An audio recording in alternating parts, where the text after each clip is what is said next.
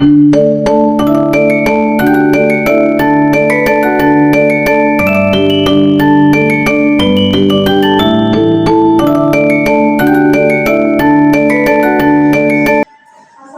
warahmatullahi wabarakatuh. Waalaikumsalam warahmatullahi wabarakatuh. Bagaimana kabar Anda hari ini? Alhamdulillah sehat Bu. Alhamdulillah sehat ya. Nah, hari ini kita kembali hadir di kelas ini diberikan kesempatan oleh Allah untuk belajar. Nah, sebelum itu Ibu ingin mengecek kehadiran Anda terlebih dahulu. Apakah ada yang tidak hadir hari ini? Hadir semua Bu. Nah, alhamdulillah ya, hadir semua hari ini. Nah, baik, sebelum pembelajaran, mari kita mulai dengan mengucapkan Bismillah. Bismillahirrahmanirrahim. Amin. Baik, materi kita hari ini adalah tentang jamak fasal, yaitu menggabungkan dua sholat fardu dalam satu waktu dengan jumlah rakaat yang diringkas. Adapun tujuan pembelajaran kita hari ini adalah di mana nantinya Anda mampu mengetahui apa itu jamak fasal, bagaimana kita cara pelaksanaan jamak fasal, dan bagaimana ketentuan-ketentuan dalam melaksanakan sholat jamak fasal. Bisa dipahami Anda? Bisa Bu. Baik, kita masuk ke dalam materi ya.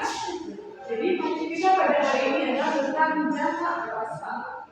Jamak itu adalah menggabungkan pelaksanaan dua sholat fardu dalam satu waktu. Sedangkan fasal adalah meringkas atau memendekkan rakaat sholat.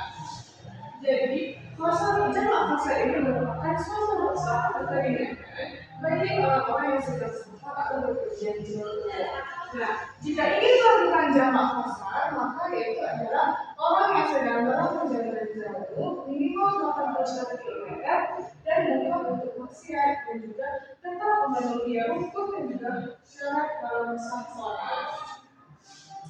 Nah, jamak fasal itu dia ada dua. Yang pertama yaitu menggabungkan dua sholat fardu pada waktu yang awal, dan juga jamak fasal akhir itu dilakukan pada waktu yang akhir.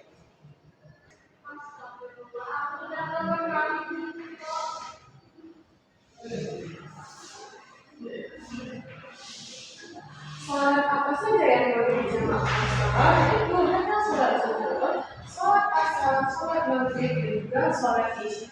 Kita tidak boleh melakukan jamak untuk sholat subuh, sholat jumat, maupun sholat sunnah lainnya. Ketentuan waktu sholat jamak fasal. Yang pertama yaitu mengerjakan sholat pada waktu yang awal. Misalnya melaksanakan sholat jamak zuhur dan asar, maka dikerjakan sholat zuhur 2 rakaat, sholat asar 2 rakaat, dilakukan ketika waktu yang awal, yaitu ketika waktu sholat zuhur.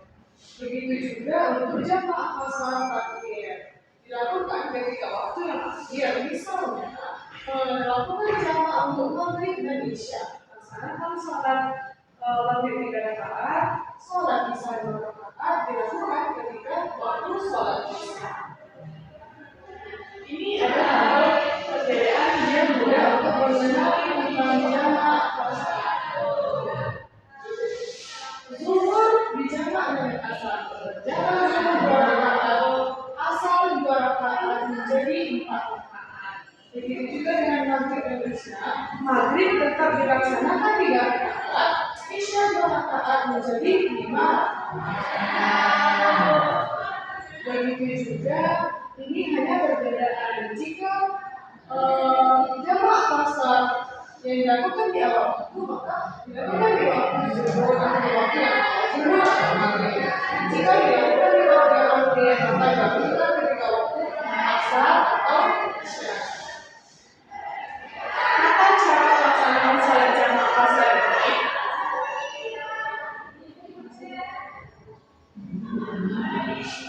Tata cara pelaksanaan sholat jamak fasal ini, yang pertama membaca niat sholat. Misalnya ingin menjamak sholat zuhur dengan asar, maka membaca niat sholat zuhur terlebih dahulu.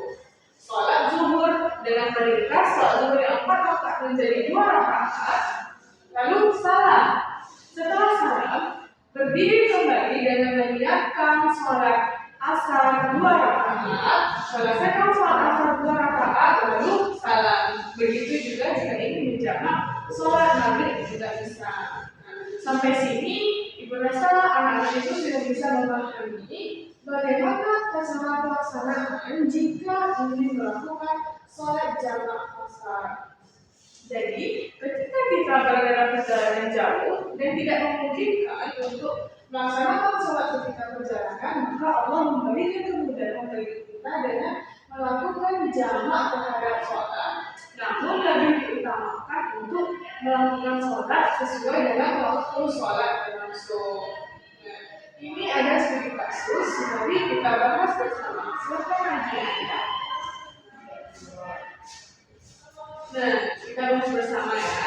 Jadi kasus pertama, si Fulan dia berjalan dari kota A ke kota B, jaraknya 150 km. Berarti dia berangkat pada siang hari. Nah, bagaimana apa yang dilakukan si Fulan? Saat tubuh orang terbanyak 12 kilometer, sebulan ini berhenti Mungkin ya, habis itu ya berniat dan takdir zuhuran asar, berarti dia jangan di awal dulu zuhur. Nah, ini laksanakan dalam waktu kan jadi 2 rakaat bu, sasa 2 rakaat ini rakaat bu. Nah, bagus. Nah, jadi yang anak baca itu sudah benar. Silakan juga. Terima kasih ya. Jadi itu sudah benar. Ketika si Fulan ini dia berjalan, dia sudah menempuh jarak 150 km, berarti sudah lebih dari 81 km. Dia berangkat pada siang hari. Lalu ia karena takut tidak dapat melaksanakan sholat asar, maka dia menjamak sholat asar di waktu awal, yaitu waktu zuhur. Lalu dia tetap melanjutkan perjalanan hingga maghrib. Nah, sekian pembelajaran. Jadi ini pembelajaran kita pada hari ini. Ada yang mengatakan Anda? Ada bu, berarti bu kalau misalnya kita perjalanannya kurang dari 81 km, berarti nggak boleh jamak bu. Ya, jadi jika perjalanan yang kurang dari 81 km, maka tidak boleh menjamak sholat dan lebih mengutamakan melakukan sholat sesuai waktu sholat yang berlangsung. Ada lagi yang ada? Enggak bu, itu aja bu. Jadi ada yang bisa memberikan kesimpulan pembelajaran kita pada hari ini? Ada bu. Jadi sholat jamak itu bu mempersingkat rakaat dari sholat itu bu. Nah itu tuh ada kedua bu, jamaknya ada takdim bu dan takhir. Kalau takdim itu di awal, kalau takhir itu di akhir bu.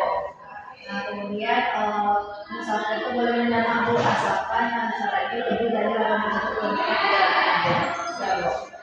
Baik, jadi Anda sudah dapat mengambil kesimpulan dari pembelajaran hari ini. Jadi sekiranya nanti Anda berada dalam perjalanan jauh, Anda sudah tahu apakah ingin berhenti untuk sholat atau menjamak sholat atau bahkan melanjutkan perjalanan.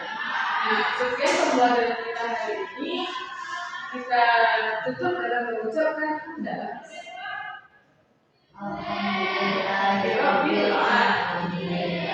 Jangan lupa diamalkan pembelajaran hari ini. Sampai jumpa pada pertemuan selanjutnya. Assalamualaikum warahmatullahi wabarakatuh. Waalaikumsalam warahmatullahi wabarakatuh.